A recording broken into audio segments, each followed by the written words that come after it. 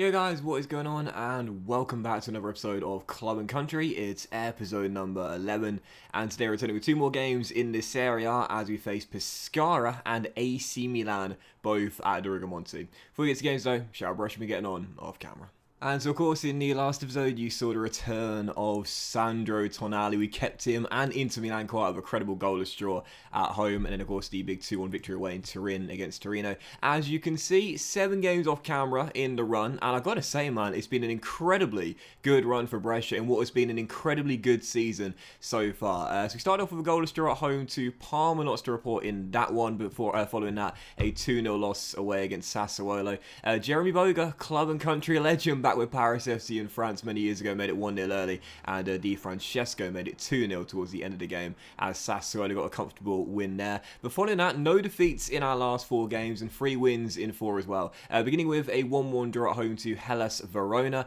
2 really late goals in this one, super late drama. Frimpong giving the visitors the lead. I thought we'd lost it, but late on in the game, Mario Balotelli, not a starter nowadays, but still has a place in this squad, came off the bench and scored one of the quickest volleys I think I've ever seen. Martella whips it in, or was it Muir? I think it was Martella whips it in, and Balotelli just like so quickly smacked it with so much power into the far corner as he rescued us there and gave us a point. And back-to-back wins in this area followed. First at home to Empoli by 2-1, and just called us the kings of the late goals because we did it once again. Fiamozzi made it 1-0 for the visitors, who right now sit in a relegation zone, and late on in the game a shocking back pass allowed Esposito to score a very simple goal, made it 1-1, and then in the 90th minute, talked about in the last episode, this guy gives me Jason vibes, man. Fabio De Paoli, our joint top scorer this year with 4 goals, the right wing back popping up, giving us the game winner as he scored 2 late goals to turn the game on its head and win it at the death. Huge turnaround there, and a big 3 points. And after that, a very big win away from home against Bologna by 2-0. Once again, Esposito making it 1-0, scoring his 2nd goal in 2 games just 6 minutes in after De Paoli rolled in the ball. And then late on in the game as well, so pleased to see this. Eddie Salcedo hadn't scored a single goal for the club since coming in on transfer deadline day, but now he's finally off the mark. It's his bro, Sebastiano up top. He scored the first goal, nodded the ball down to him after a cross, and Salcedo simply couldn't miss. So great to see that, man. I believe these two as our duo for many years to come will be amazing as the seasons go by. And following that, once again, call us the kings of the late goals. For the 4th game straight, we scored a late goal. We took on Venezia, the team from Venice, in the Tim Cup 4th qualifying round, and we beat them by 2-1. We fell behind, though, against the Serie B side very early on as they made it 1-0, but in the second half Balotelli scored a bit of a freak goal just after the hour mark, making it 1-1, and then in stoppage time, still tied again, another late goal scored by Brescia and the game winner, Bruno Martella, the left back. We'd always loved this guy after his season 1 heroics, headed in the game winner and spared our blushes to send us through to the first round, where as you can see we've been drawn against Roma away at the Stadio Olimpico, so that would definitely be a loss there. And our final game off camera was against Roma at the Stadio Olimpico in the Serie A, as our unbeaten run was ended by the host. They beat us by 4-2, and you know, most of the games this season, even when we have lost, I've said there've been some positives and we've played well, and this is another one of those games, man. Like, we scored 2 goals in this game, Viviani scoring his first goal for the club in the 40th minute mark, and whilst we were well and truly beaten and deserved to lose the game, we scored 2 goals away against a really good Roma side pushing for the title this year. So yeah, we were well and truly beaten, don't get me wrong. Patagna scored his first Serie A goal in this game for us, but yeah, again, there were positives in this game, so despite getting battered, there were still some really optimistic signs to see. So following the run, as you can see in this area right now, we sit in 12th place with 5 wins in our first 15 games, already 19 points on the board, and if we win against Pescara today, we will be just 1 point short of the amount of points we got for the entirety of last season. It has been such a brilliant first half of the campaign, but it's still a long way to go. We are only 15 games in, and again, 23 games remaining. I'm not taking anything for granted. Yes, we're 10 points off the bottom 3 right now, but I'm not taking anything for granted, man. There's a long way to go, and you saw what happened to Lecce last season. At Christmas, they were rock bottom, dead and buried, and winless, I believe, and they almost survived, only missed out on their head-to-head record. So I'm taking nothing for granted. It's been a great first half of the season. There's plenty more football still to come. And I don't think there's anything else to show you in the run off camera. So I think we'll just dive right into the first of the doubleheader today against Pescara at home, who are right now sitting rock bottom of the Serie A with just one win in their first 15 games. So with them having the worst form in the division, the worst record in the division, this should be a banker. But on the back of the loss to Roma, I don't know. I'm a little bit worried, let's just say that, quite nervous of the game. Heading to the game, as you can see, we did have an injury crisis in the last episode. That's now cleared up a little bit. Tremor Lada is still the long-term absentee with that cruciate ligament damage he got whilst out on loan last year. Armini is coming back from a calf strain, but should be okay to soldier on and play. And Del Monte is not fully fit. That's mainly because I haven't played him really all season long after signing him in the summer, because we haven't used the wingers. In the run of carry, we sticking with the tiki-taka and the counter-attacking 5-3-2/5-2-1-2 systems. They've been doing well, so no need to change a winning formula. Let's keep with it. So this is our team. Marco Molli's in goal. The back five is Martella, Sistana, Magnani, Armini, and De Pauli at right wing back. Viviani and Bisoli through the middle, with Picardi supporting Salcedo and Esposito. I'm waiting for them to get that link. I'm waiting for it. It still hasn't happened yet. And on the bench, Alfonso, Parola, Muru, Sabelli, Tesena, Iglio, Luis Ignoli, Morosini, Del Monte, Ravaglia, Balotelli, and Battaglia as well. First of two, Pescara at home should be a banker, and I need it to be, really. Come on, Brescia. No, Forza Brescia. What we need to make sure we do is we keep on winning in these games here. I don't mind if we lose the games against, again, the likes of Roma and Juventus and Milan and so on and so forth. I'm fine with that. If we lose to the big teams, I'm totally fine, because we're massive underdogs when we take them on. But these are the sort of games where we need to win. Spal going a goal up there away in Turin against Torino. These are the games that need to be victories to keep the gap between us and the teams that are struggling right now. First highlight falling to Pescara, though, as Esposito heads away to corner, and it will drop to Kevin Morales, the Belgian, now playing for the visitors, as he looks for a bit of space, plays it backwards. And, you know, I've got to say, I am worried heading into this game, man. I know we've been on a great run this season, but if we lose this one, I can see us having a tank towards, like, February, March times. Esposito down the right, beats one, keeps going. Is that a penalty? It must be. It is. Spot kick and a chance to go in front from 12 yards. And Esposito has picked the ball up and said, this is mine. This is mine. This is going to be my team now. Go on, son. Take your time. any day now, mate. Any day. Sebastiano. Come on. Take your time. Take your time. Come on, mate.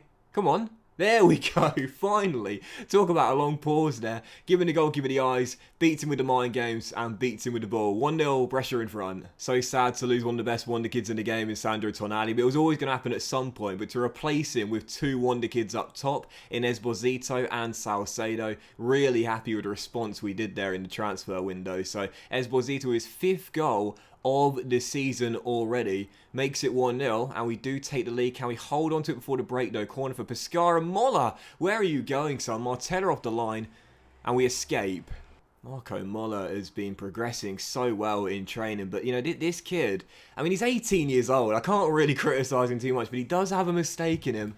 We've seen it this season, we saw it last season. He does have a mistake in him. Anyway, half-time, look at that, 71% possession, 9 shots on the board as well. I've got to say, man, like, counter-attacking, I really thought that was the way to play with this Brescia team, but I was wrong, man. I'll always hold my hands up and admit when I've been wrong. The tiki-taka is the way forward here. Mentioned it before, counter-attacking is just a style of play I've never really had major success with in Football Manager. I just can't seem to play well with it or get my team to play well with it. But the tiki-taka is working wonders for us this season. And whilst Picardi hasn't really done that much for us this year, as his ears are burning and on the ball right now and dispossessed right on cue, he does show signs of promise. Has developed a little bit as, oh, what a let-off. Borelli sent through 1-on-1 and blazed it wide the post. Still 1-0. Yeah, he's shown signs of progression in training, but he's not done too well this season. No.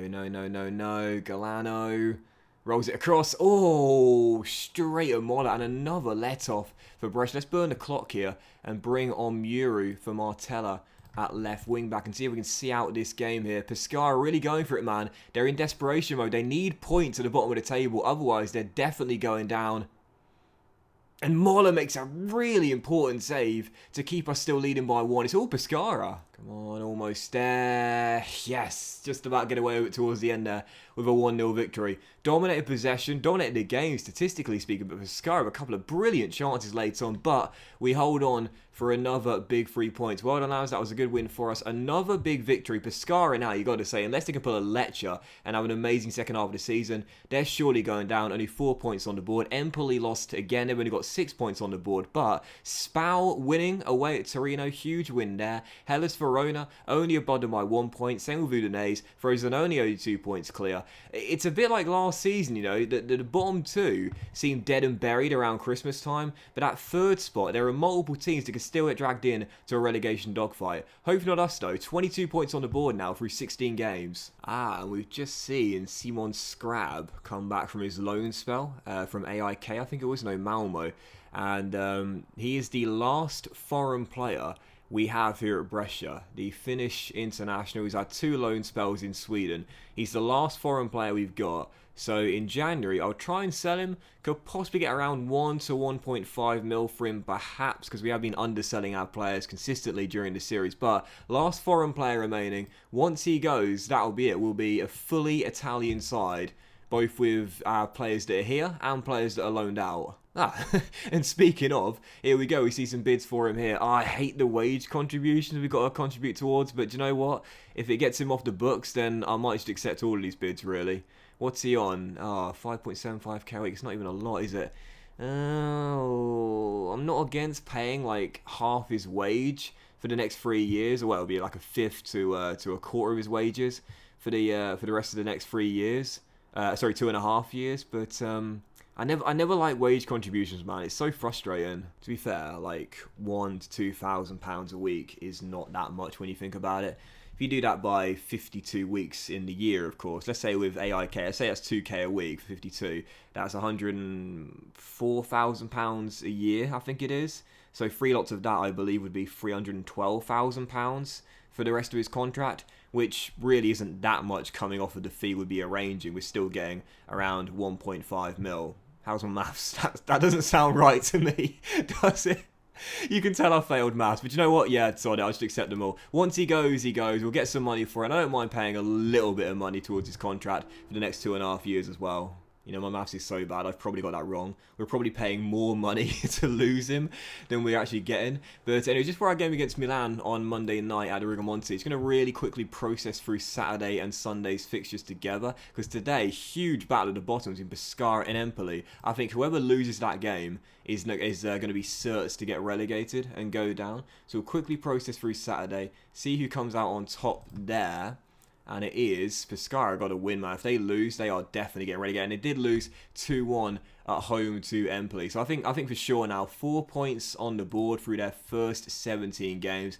If Pescara pull this off, it's miraculous. Quite a few games on Sunday to keep your eyes on as well, including Frosinone away against Parma, Spal away against Sassuolo, Udinese are playing, Hellas Verona are playing as well. So yeah, quite a few games here. Parma drew 0-0 with Frosinone, Spal drew 2-2 with Sassuolo. Udinese lost at home to Cagliari though, and Hellas Verona, you would think, would lose at home to Juventus as well, who are our next opponent away in Turin. So we'll quickly process through that final fixture there and see if Juve did us a favour, and they did as well. So we are the final kickoff of the weekend's fixtures, and as you can see, with games in hand against on everyone below us apart from Parma right now, we have a chance to go 12 points clear of the bottom 3 through 17 games.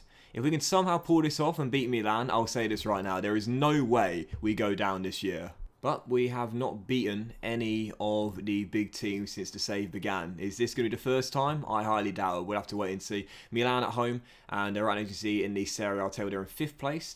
Was it 5th place they're in? 6th place now, behind Juve on the head-to-head record. Can't just get in from this game, but you never know. But we'll still do tiki-taka, and this will be our team. Couple of change to our lineup on the back of the win against Pescara, with Moller in goal. The back 5 now being Muru, Sistana, Magnani, Armini, and De Pauli, with Viviani and Bissoli once again for the middle. And Bacardi Sports now Patagna and Esposito up top. I was so bloody hopeful when I signed Patagna, man. You would have heard me say it in the season opener. I really believe this guy as a bully was really going to assert himself. But 1 goal in 11 games, he's struggled, man. He's really struggled. I know I'm playing as a deep line forward or target man support and not attack, so you've got to expect that. But he hasn't got a single assist yet either, so he's just not done too well. Anyway, on the bench you got Alfonso, Parola, Martella, Sabelli, De Sena, Iglio, Lucignoli, Morosini, Dal Monte, Rovaglia, Balotelli, and Salcedo as well. Second final game, Milan at home. Forza Brescia, let's go 12 points clear. You know, when we lost Tonali, I was a little bit worried, you know, to see the captain leave us right before the transfer window slammed shut. But Bissoli has now taken over as our full-time captain, seems to be leading the team well. And I know it sounds crazy to say this, considering Sandro Tonali is one of the best young wonder kids in the game, but I genuinely believe we're in better shape as a team without him than we were with him. Because now we've got Esposito and Salcedo in. Not all the pressure is on Tonali's shoulders. It's sort of like shared between the team now. I actually think, I'm not going to say we're a better team, but I do believe we're in better shape going forward, if that makes sense. I mean, again, you know, proof is on the right-hand side of the screen for you right now, sitting in 12th place in the table, well off the drop zone. Sorry, 10 points clear if we draw this game, but that's unlikely as Michy Batshuayi puts Milan in front. Bonaventura over the top, the Belgian to finish, Milan go in front. We should remain 9 points clear, which is still pretty impressive. And of course, you know, in this system, playing that high defensive line, I've mentioned it before, like it is the way to play in Football Manager nowadays. That high pressing, intensity style of play, higher defensive line, higher line of engagement, but it can come back to bite you on the backside sometimes when pacey strikers run in behind. Exactly what happened there, and Milan do take the lead. 1-0 down. We've dominated possession, but not done much with it. Oh, Xerxes, chance of Milan to make it 2. Plays it across, Batshuayi, whoa, heads it way over the bar. And behind for a goal kick. Still only down by a goal. Again, encouraged by the amount of ball we've had in this game. 70% possession here against Milan. Haven't done anything with it, mind. But either way, get a chance. And I trust Esposito, man. 5 goals for the season. I believe this kid is really asserting himself here with Brescia now after a tricky start for us. Muru back to Viviani, into Picardi, and Albisoli back to Viviani. Nope, ball given away, and here come Milan. Yunus steps around to Paoli, shoots, and Moller beats it away at the near post. Still only trailing by a goal. Can we just get one chance as Xerxes heads in? That's got to be offside. That's got to be offside, surely. It was a mile offside, yeah. If that would have counted, then I don't even know what to say, man. Look at that. I mean, seriously.